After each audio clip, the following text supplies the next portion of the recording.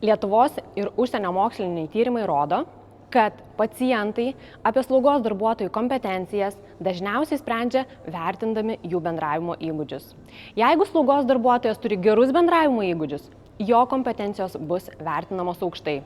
O jeigu darbuotojo bendravimo įgūdžiai nepakankamai geri, tuomet ne tik slaugos darbuotojas, bet ir paslaugas teikianti organizacija bus vertinama kaip nepatikima ir turinti nekompetentingus darbuotojus.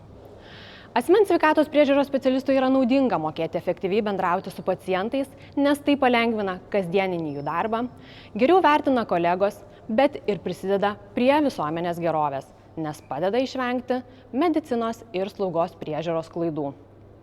O visą tai suteikia ne tik prestižą, bet ir patikimumą gydymo ar slaugos įstaigai, sumažina teisinių ieškinių skaičių. Efektyvus bendravimas naudingas ne tik tai asmeniniu, bet visuomeniniu ir organizaciniu lygmeniu. Esu Kristina, profesijų meistrystės centro personalo vadovė. Esu baigusi organizacinės psichologijos studijas ir daugiau nei 15 metų skaitau bendravimo įgūdžių paskaitas būsimiems ir esamiems įvairių profesijų specialistams. Slaugos srityje žiniomis dalinuosi 7 metus. Per juos apmokiau daugiau nei 500 licencijuotų slaugytojų padėjėjų ir individualios priežiūros darbuotojų. Bendrauti efektyviai galime kiekvienas. Tik reikia išmokti tai daryti.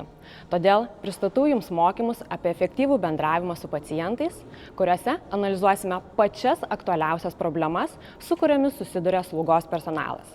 Ir noriu pažymėti, mažai teorijos ir daug praktinių situacijų. Bendraudami efektyviai arba veiksmingai slaugoje galima tik tai tada, kai informacija pasiekia pacientą ir yra jos suvokiama taip, kaip norėjo slaugytojas.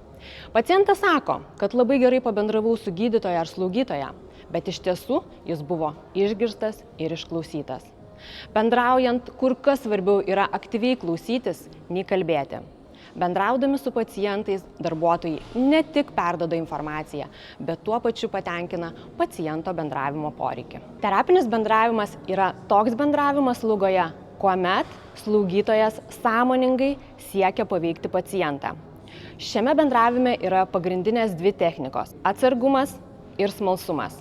Šiuose mokymuose mes aptarsime terapinio ir neterapinio bendravimo skirtumus. Kokie kūno kalbos ženklai rodo, kad jūs paciento klausote ir girdite jį. Sergantis, globos namuose esantis pacientai turi dar labiau išreikštą poreikį bendrauti nei sveiki asmenys. Neretai slaugos personalas yra vieninteliai žmonės, kurie gali patenkinti šį poreikį. Net ir žinodami visas efektyvaus bendravimo subtilybės, susidursime su pacientais, kurie yra konfliktiški, nesukalbami, priešiškai nusiteikę.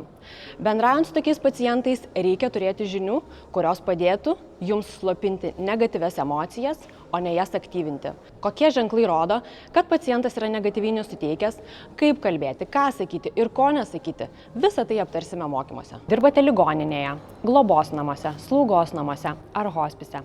Esate slaugytojas, slaugytojo padėjėjas ar individualios priežiūros darbuotojas, šie mokymai yra jums.